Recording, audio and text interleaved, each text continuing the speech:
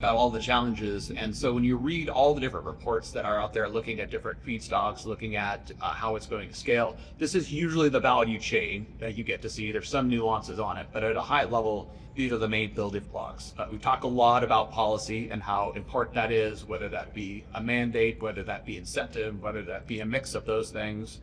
We've talked a lot about feedstock, but more importantly, feedstock availability. It's one thing to say there's X million tons of biomass in this region, but can it be accessed? Is it already be used for something else? Can it actually be gotten and used for? So that's an important piece to bring off.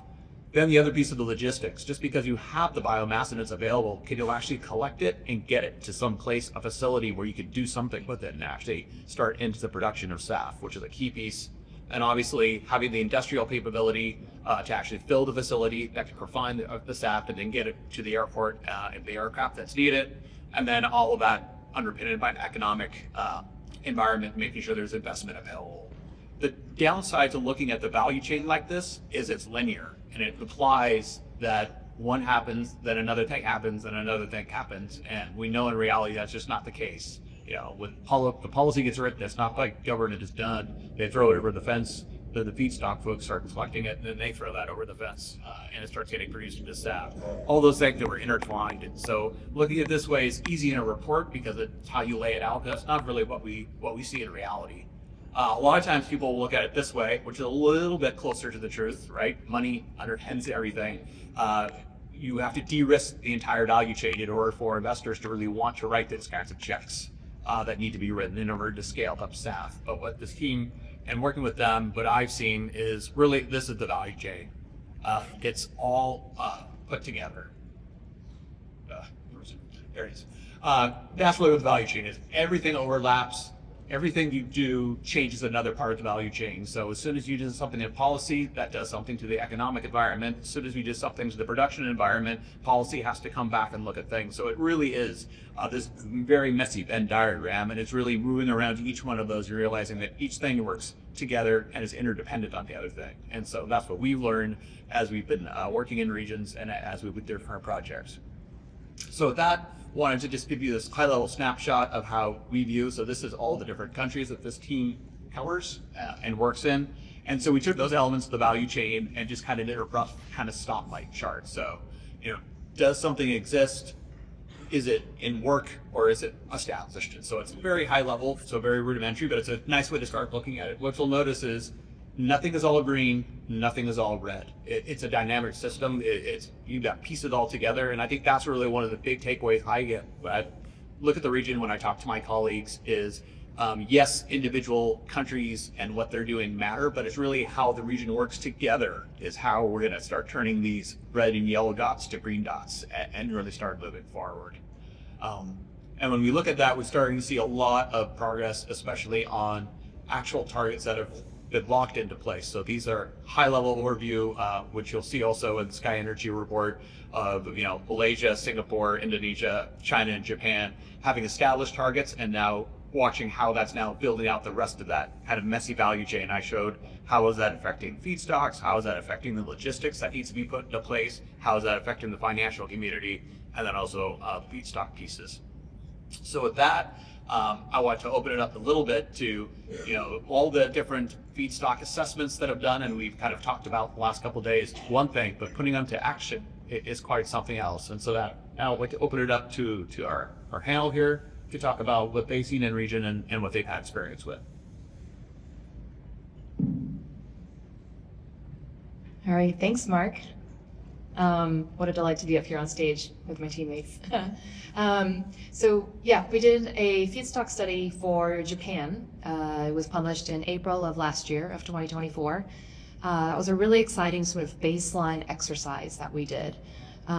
Because in Japan, or if you can flip to the Japan slide, just by nature of our presence in Japan, we are very, very deeply ingrained with the industry there. So our whole presence is based on partnerships. So the study that we did on SAF feedstocks also pulled from those partnerships. We did it in combination with SMBC Aviation Capital and Mitsubishi Heavy Industries to just kind of set a baseline, like I said earlier, on the available feedstock in Japan. what that study showed, I can go into it in more detail later, but is that Japan actually has enough domestic feedstocks to meet its 10% target. However, those feedstocks are difficult to process feedstocks like municipal solid waste, like woody biomass. So then there's the realistic challenge that, okay, the feedstock's there, but does that actually mean it can become SAF? And there's a lot of things that need to happen for that to work. So the study was just really clear in outlining those challenges, what needs to happen moving forward. And so then to take that forward, one thing we did is we were part of the Act for Sky SAF consortium in Japan. And we took those results. We had Brian Moran, our Chief Sustainability Officer, come to Japan, present the results to Act for Sky so we can start talking about it as industry stakeholders from across the value chain about, okay, what do we do with this? You know, when we're talking about SAF domestically in Japan. And so then we had those conversations, and then really it comes down to financing, right? The thing we've heard throughout the last day and a half. So then we have started convening finance roundtables, and that's just not in Japan. We do those all over the world. My colleagues will talk about theirs too. And so we did that first study, but that was just step one. And then we go in to use that to have sort of broader discussions and to convene various stakeholders who are involved so that we can kind of align on the messaging that we have and the priorities we need to be pursuing to make sure that SAF is going towards the commercialization future as much as it can in Japan. So, sorry, that was a lot. I'm going to pass it over. I think, Kim, do you want to talk a little bit about your study?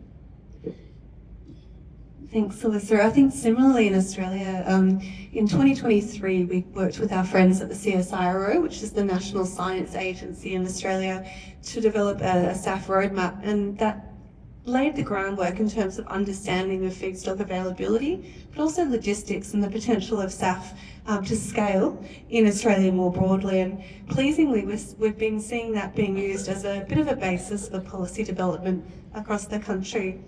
Last year we published a follow-up to that, what we called the SAF State of Play, which really looked at, okay, we understand feedstock availability, we understand accessibility for Australia, but what are some of the key things that we need to address to unlock that? And much like what Alyssa's alluded to, Australia has enough feedstock to meet 90% of fuel demand by 2050. That's there. The challenge is the logistics and the supply chain that Mark so beautifully described earlier, and building up all of those elements. So in Australia, what's really, I guess, pushing the dial forward is the innovative conversations around financing, but particularly, and this was touched on yesterday, a focus on fuel and energy security. Australia's an island nation, we import pretty much all of our fuel. So the economics start to stack up when we can get governments to realise the cost of inaction. So what is the cost of not having domestic SAF, renewable liquid fuel production, if and when geopolitical shocks occur or climate impacts and risks worsen? So we're finding that using the narrative of fuel security and engaging the non-typical stakeholders and policymakers in these discussions is actually helping to broaden the understanding of cost-benefit analysis, particularly in the Australian context. New Zealand's a little bit further to go, but you have to, we would have to realise and admit that New Zealand facing very similar challenges in terms of distance, isolation, and dependence on imports. So, and I think I'd ask my colleagues across the region, but I think that's a thing that is running through APAC in different ways. Yeah, thanks, Kim. I wanted to echo that. I think the fuel security bit is really paramount, even in Japan, for example. Island nation imports 96% of its energy, same thing, right? And I think in other parts of the region, it's also the same. So it really does, it becomes sort of a cross between national security and everything else. Sharmeet, you also had a study. Absolutely. I think with this fuel security, even in Malaysia as well, substantial amount of fuels gets imported here. So, we, Danielle early on in her panel shared a bit of the fuel security perspective too. If we could jump onto our Southeast Asia slide, just a quick question first. Have you seen some of these studies that my teammates have spoken about? Raise your hand if you have. Super, okay. By the way, these studies are available online. If you haven't seen it, please feel free to Google it. It's fairly easy to, just locate them. For Southeast Asia, we've done 2 different studies. I'll walk you through some of the high-level key findings. But the real intention for us to be doing these studies to help the industry level up together, right? Building on the body of knowledge for the industry. And that's why we see this as so fundamentally important. In Southeast Asia, this was last year in September 2024. Yesterday I shared about that excitement around, how this region has sufficient feedstock to meet all of its own jet fuel needs and what some of these feedstocks are. We've heard about rice straws and husks, but in Malaysia, Indonesia, there's huge abundance of palm oil waste as well. Very interestingly, 75% of the feedstocks here come from agriculture waste and consumer waste. So with the awareness from the first study, we then decided, okay, what next? We don't stop at just one piece of work, right? It's always about continuously building up that body of knowledge to grow the industry together. So then we decided, okay, let's double click on agriculture waste. So that brought us to the second study, which we then partnered with the ASEAN Secretariat. They're a close working partner. And the study was funded by the Canadian Trade and Investment Facility for Development and conducted by GHD Advisory.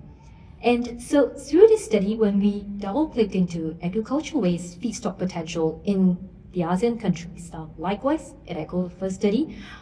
Rice straws and husks was the most prominent feedstock. We've also seen other feedstocks like cassava waste, palm, forestry residue. And in this study, we double-clicked more into, the value chain from the perspective of, where are these feedstocks located? What are the volumes? Where is the nearest refinery to these feedstocks? The proximity. What does the local transportation cost looks like? And, where can it be uplifted or exported to a regional market?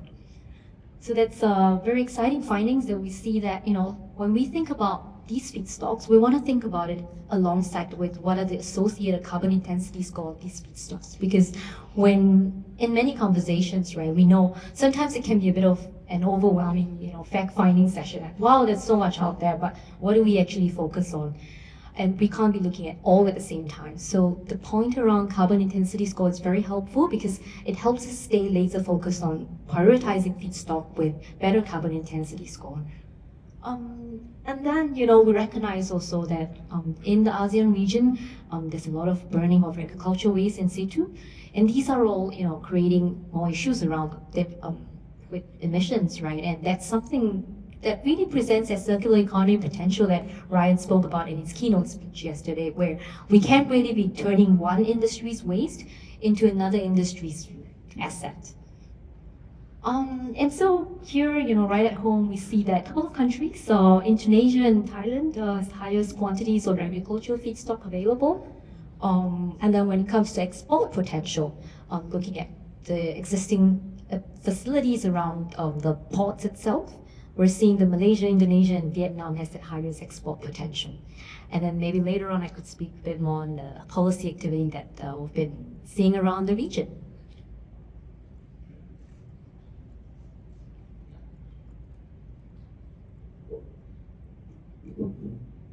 Yeah, so there are these studies that are there. So for India, I think we were part of the study which was done in 2021 with the World Economic Forum, where we did some sort of a macro level feedstock assessments. And we also wanted to deep dive further, but then we're also mindful of the fact that there is a ACT-SAF study which has been kicked off earlier this year. So we are hopeful and we provided our inputs there. And we're hopeful that a meaningful study would come out and we would be able to know what are the key feedstocks available in India, what are the challenges, and then what kind of ecosystem needs arise out of that report, and then perhaps we work towards a conducive, enabling environment for developing SAF ecosystem in India. I think that's what we're doing in India so far. China's scenario is a little bit different. So Mark, show you just put that slide. Thanks. In 2021, China just set up its goal of self-consumption by 50,000 tons by the end of this year. And also last year, China just started to launch its pilot project in 4 airports, where they just for all the departure flight can uplift the SAF-blended fuel for these 4 airports. Although China's SAF policy framework is still remains at its early stage, but there's also we could say that there's programmatic and also steady progress. And under this, I call for all the discussions just now about the feedstock. China is in a very unique position about the feedstock. China just plays a dual role in the feedstock of the SAF feedstock supply chain. China as its it's both as work as a key supplier of the global SAF feedstock supplier, but also it works as a it works as a increasing demand market from imports, as with its also internal with its also domestic SAF production growing. So we can say that there already been over 10 SAF projects being announced since last year, and all these facilities is expected to produce as much as 3 million tons by 2027. So which is really a huge. But talking about the feedstock, all of these projects they are using the high capacity. China has a large portion of the used cooking oil feedstock, which is around 4 to 5 million tons per year. But will that support this ambitious goal for the SAF production in China, and also supply and contributes to the global feedstock supply chain? So the question is that how that will work, whether China has sufficient feedstock. And this leads to another question that whether we have other technology being possible to produce SAF and also support SAF adoption. So government also have some investment in the technology and also the innovation on whether new pathways will be available. Like China has lots of agricultural residues, and which accounting for 200 million tons per year. But how could that be accessible and also useful for the production? China also has other resources like the green power, green hydrogen. Will that be contributed to the e-fuel production? So all this requires the not only the government incentive policies, but also the private funds, financial support to support all these innovations. I think China, on the other hand, China also last year import around 5 million liters ethanol from the other region, and it also unlocked the economic opportunities for other regions, like the biomass maybe from Brazil, and also maybe the palm oil just from the Malaysia and Indonesia. So I think this equals to another question which Ryan had just also mentioned at his keynote speech, that partners with all the stakeholders across the value chain and also across the region, that is very important. Thanks. And if I might just add too, one of the things we work on, because we have this diverse team spread all across the region, we've done these studies sort of looking forward, we do want to look at, okay, what does the regional SAF market look like, right? A lot of us actually come from energy, electric power backgrounds, so we're used to these markets, and I think SAF is no different. There will be some countries that are going to come out as big producers, some countries that are going to be relying on imports, and hopefully, we can produce everywhere, but there will be some dynamics that we need to figure out. And I think everyone in the audience here is aware of that. We've talked about it for the last day and a half. And so we're really hoping that through these studies and through the ability to look across the region of everything together, that we can start mapping out, okay, what makes the most market sense in terms of how we move forward, how the flows may start to happen. So yeah, just wanted to add that note. That's great. And actually it brings up our next question, which is, we've talked a lot about what each country is doing, but as you just so nicely said, it's really the collaboration of the regional approach. So maybe you guys would like to give some examples of some of the things you've seen where countries working together on the subject achieve a lot more than just doing something independently. Sure. So in India, as we know, that we have the indicative policy target, 1% by 27, the bank target for SAF, and 2% by 2028. And this comes with a background that India has a very successful ethanol blending target for road transport, and that's why that gave India confidence of having SAF blend targets now. So that is what the government is doing at the national level, forming working groups where getting all the stakeholders together to initiate the discussion as in how this capacity can be enhanced, increased to produce SAF to that level which is required for the policy mandate. Apart from that, India is also a member of the Global Biofuel, rather founder of the Global Biofuel Alliance, and one of the key theme there is SAF in bioenergy. So I think India is playing a leading role in terms of initiating discussions around, in terms of having the other players also join forces and coming up as a common, leading the bioenergy way forward, where SAF is an important element as far as aviation is concerned.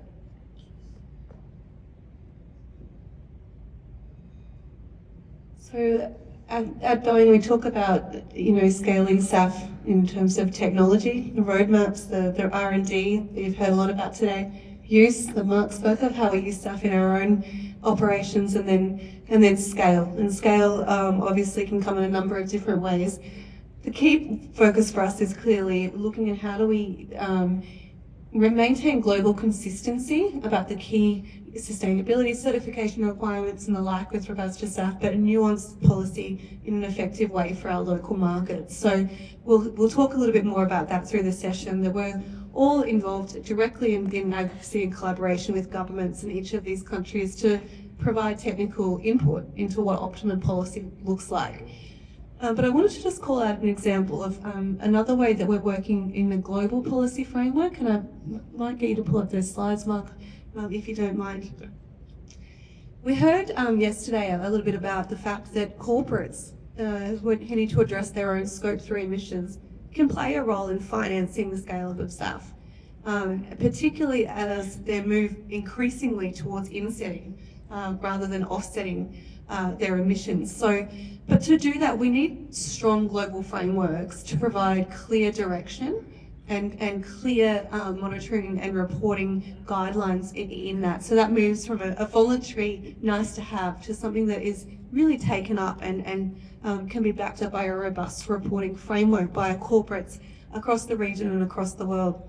So BOEING'S working with others in not only the aviation sector, but also banking, finance and corporate sector to look at what it would mean if the greenhouse gas protocol, which as we probably all know is the premier accounting system for greenhouse gases globally. What would it mean if they provided clearer and more specific guidance to the corporates around how they could use book and claim and SAF accounting mechanisms to address their Scope 3 emissions? A long story short, it would mean a lot. It would actually unlock emissions reduction and financing flowing into the SAF sector, because it would give corporates something to back up what they're doing with. On the screen there you can see a little bit about some of the key takeaways from an Australian perspective. And unfortunately I've got some beautiful flowers right in my line of sight here, so I'm going to have to turn my head for a second. But essentially, even with a moderate increase in corporate uptake in this space in Australia, we would see a significant increase in the number of litres of SAF being utilised to address corporate Scope 3 emissions, and obviously with that, huge financing flowing into the sector. So just wanted to call out the fact that obviously we're working with the domestic governments on that policy and advocacy work, but there are other ways that we can set demand signals for these fuels and for this energy transition. And, you know, this Scope 3 space through global policy frameworks is a real focus for us, and an example of not only what we're doing locally, but as Alyssa said, what we're doing as a regional hub and cohort, and what we're doing with our Boeing Global team as well. So hopefully an example of how Boeing's really practicing what we preach in terms of scaling SAF. And I think I'd like a good segue to what's happening in Southeast Asia, I mean, with things like Greenfield Forward. Yep, that's right. I think yesterday we spoke a little bit about the Greenfields Forward program that's primarily targeted at the corporate community, so outside of the aviation sector, that are keen on learning about SAF, right? So through the Greenfield Forward platform, that's also where we are advocating for the GHGP and also the Science Based Target Initiative. Because the real intention is really to broaden the interest on SAF to the wider community to send that stronger demand signal. So we always hear that term chicken and egg, right? And with that, increase in demand signal, so then we are sending the right, signs to the potential producers out there. I might also give another example of how we're working as a team, in tandem with some studies we've announced, as perhaps with the Japan context. So I think we have Junard here from Island Skies Alliance here. Yes, we've had quite a bit of discovery and excitement talking around some of this new feedstock potential in the Philippines, and with of interest was this non-standard coconut, which is coconuts that don't make the criteria for commercial scale. So when that feedstock first was introduced on ICAO's positive list last year, Junard and I spoke about the potential in Philippines. We realized that sometimes there are unique feedstocks to the region, right? Like Indonesia and Philippines are the two most abundant, two countries with the most abundant coconut feedstocks. So then, in the region, we do have a couple of Boeing Research and Technology Center, and particularly in Japan, Nagoya, VRNT Center there, and two staff engineers who are also here with us, Shoven and Peter, leading very amazing work. And yes, yeah, and we've had quite a bit of discoveries around is it viable to convert, non-standard coconut into SAF? So we've also connected on Island Skies Alliance with the Japan Green Power Development Corporation in advancing, technology front. So this is how we work as a team, with on top of the study, leveraging on the assets that we have across Boeing, right? Yeah, to support the ecosystem growth. I think that also brings up a really good point, and also one of the joys of working in this part of aerospace, the sustainability part. I think if aerospace as an industry, we do a really good job assessing our own problems and then talking to each other about it, and that's all we do. And this topic, you can't get away with that. But what I love about this topic is, yes, you have to engage the aerospace community, but you also have to engage the agricultural community, the energy production community, the cities, infrastructure, technology, finance. All these different industries have to work together towards this common challenge. It's really an exciting space to be in. So it's great to hear not only how you work across country, but also this cross-industry collaboration with the tools like when you guys were out there. I saw great traffic by the Cascade booth, showing that it's not just about the airplane design, it's all the way back to what's the power grid look like, and all those pieces working together in order to actually get to the solution. It's not something that one company, one industry is going to be able to solve by itself. It really is this collaboration piece. And that brings up our next question. So we've done a lot of convening, we've done a lot of reports, we've done a lot of conferences, but sometimes we actually have to take action as well to help move these things forward. At least in the United States, with our partners at Sky Energy, we've made an active investment in their project in our home state of Washington, in the United States, where our facilities are, because we want to get that SAF access. We want that for our customers, but we also want that for our own operations. So I was hoping you guys would give me some examples of stuff we've done here in region as well. Let's build on that from an investment perspective, since you brought that up, Mark. Boeing has made some investments in different parts of the world into prospective SAF producers, and we're really looking at some of the pathways and feedstocks where perhaps there's been less production to date, and where further and ongoing support is needed. And so an example of that is in Australia, Boeing invested in Wagner's Sustainable Fuels, who are looking at producing SAF, but also renewable diesel from municipal solid waste. And not only that, in sort of the medium term, but starting to blend SAF onshore in Australia for use across Australia and New Zealand from later this year. And that's really important. And given we have no SAF production currently in either of those countries, it's important to get at least that broadly circulated in those countries. So we see ourselves as being able to play a role in investing in some of those emerging and prospective producers, but actually in some ways more importantly, helping to build that connection between producers and potential customers, both in the commercial and the defence space. So it's not enough to put some investment in. It's about building that ongoing partnership with producers, facilitating and being a conduit with the airlines, and hopefully moving to a situation where some of those producers are able to secure really solid offtakes agreements and therefore move to larger scale production.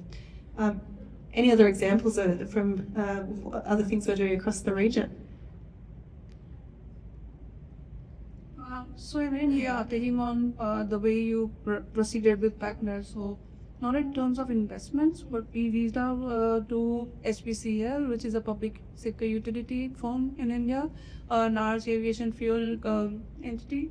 We have an understanding and you signed with them, and we jointly are progressing towards facilitating the SAF development of the SAF ecosystem. And what does it mean in terms of enabling investments or finance or capital needs for the country, for the ecosystem per se, enabling knowledge sharing as far as SAF certification, SAF technical specificities is considered, or as brief as tiny as a book and claim system. So there is a lot of confusion in India about which systems to follow, because there are one number of them.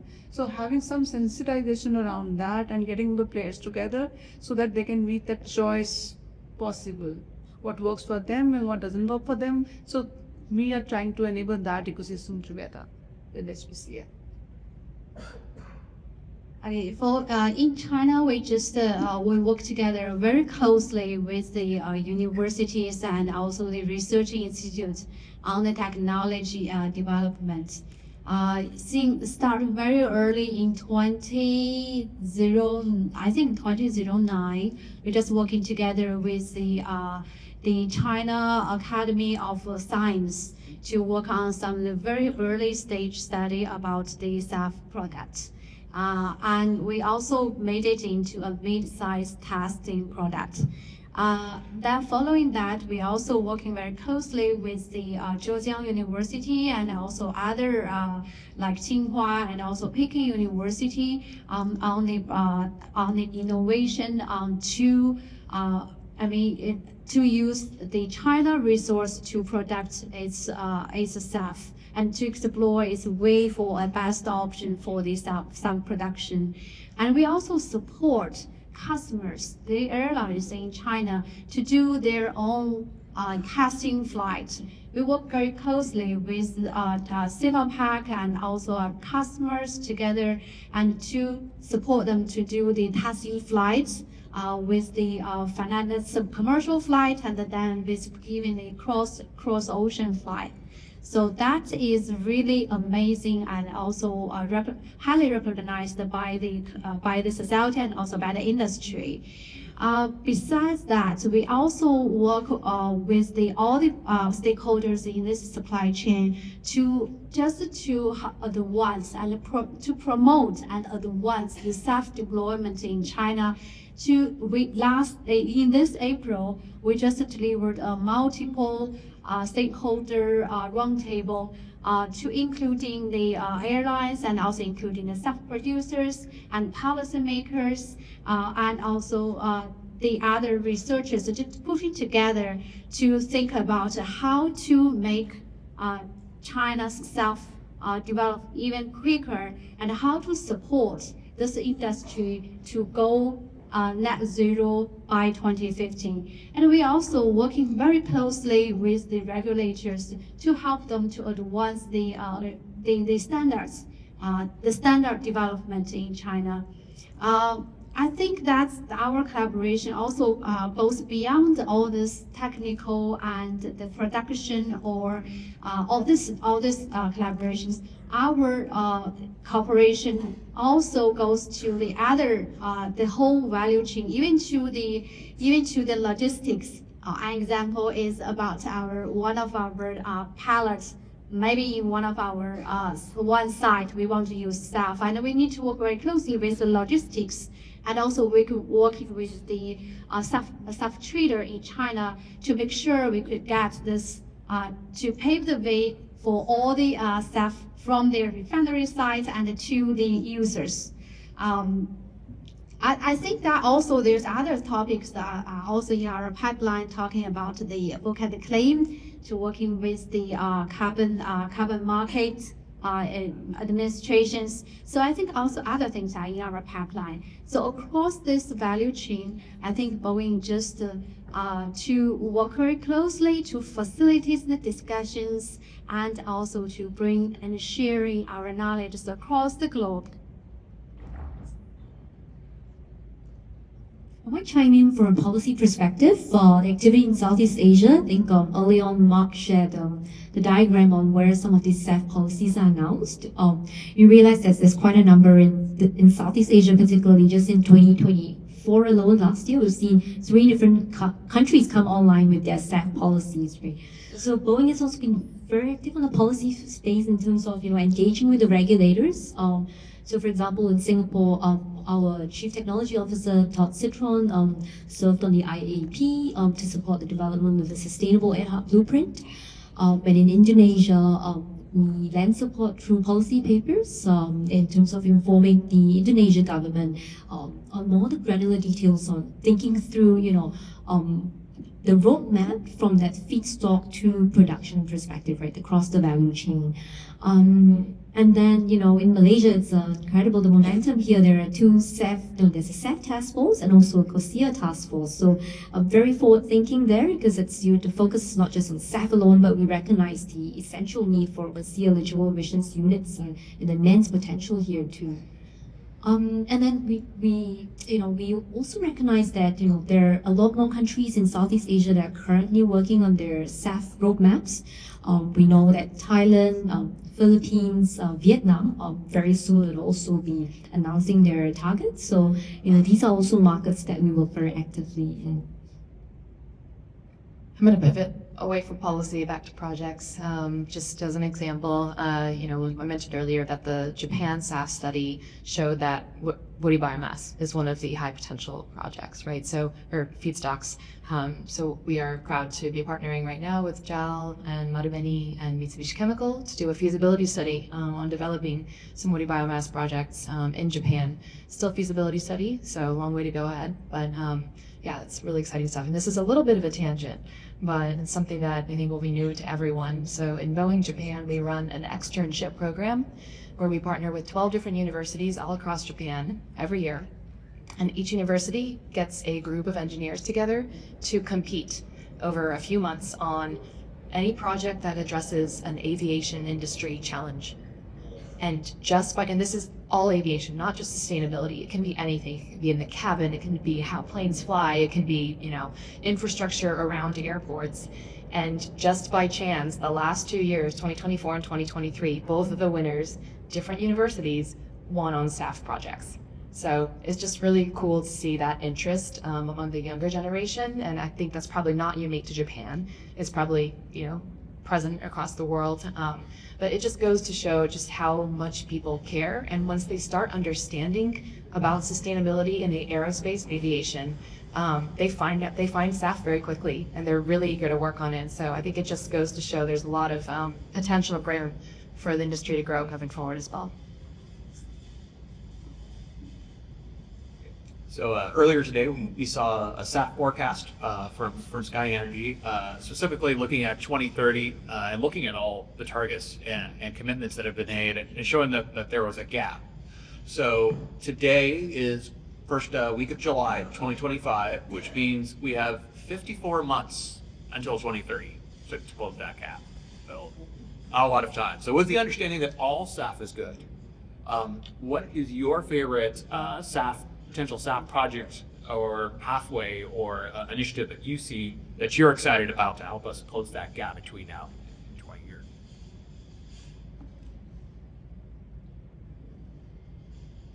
Well, that's a big question, Mark, and I think it probably depends where you are in the world as well.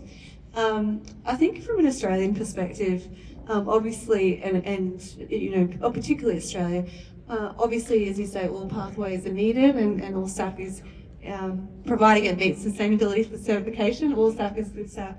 I'm excited though, and this is a bit of a longer term, not an immediate focus in Australia, but over the longer term, I'm really excited to think about in a country that is so big and has such propensity to have long days and a lot of sunlight and a reasonably high renewable energy intensity of its grid. You know, in the longer term, I'm excited for what PTL could look like in that continent. In the shorter term, though, most of the projects that we've got as potential moving forward, not all, but most of them in this part of the world, in Australia and New Zealand, are focused on alcohol to jet pathway, and I think I'm excited over the coming months and years to see just how we can firm that up. Not in terms of technological readiness, which we know is there, but in terms of bankability and financing. So I still think that there's a real need, particularly in the newer, non-HEFA based pathways to SAF production, for continued literacy development amongst the private financing and investment sector. Not only to build the understanding of why some of those pathways are more intensive from a cost perspective, but the potential cost benefit over the longer run. So Alyssa touched earlier on the fact that there's been engagement with the finance sector in Japan. In Australia and New Zealand, at the end of last year, we had 50 finance sector leaders and investment bankers come together to learn about SAF, to play with our Cascade Climate Impact platform, to understand the different cost-benefit considerations of SAF production, and to look at what's possible in the short, medium and long term. So that's a long answer to a big question. But I think that we've got our eyes on many prizes when it comes to SAF production, and I think we're really trying to focus in on what's beneficial for each region. One sort of slightly tangential note: our chief engineer at Boeing, Dr. Jim Hong, and who many of you would know, I'm sure, is very fond of talking recently about a company called Firefly in the UK, who are actually looking at using sewage waste for SAF production. So just wanted to say that we're not adverse to any feedstock, even if it seems unpleasant at the outset.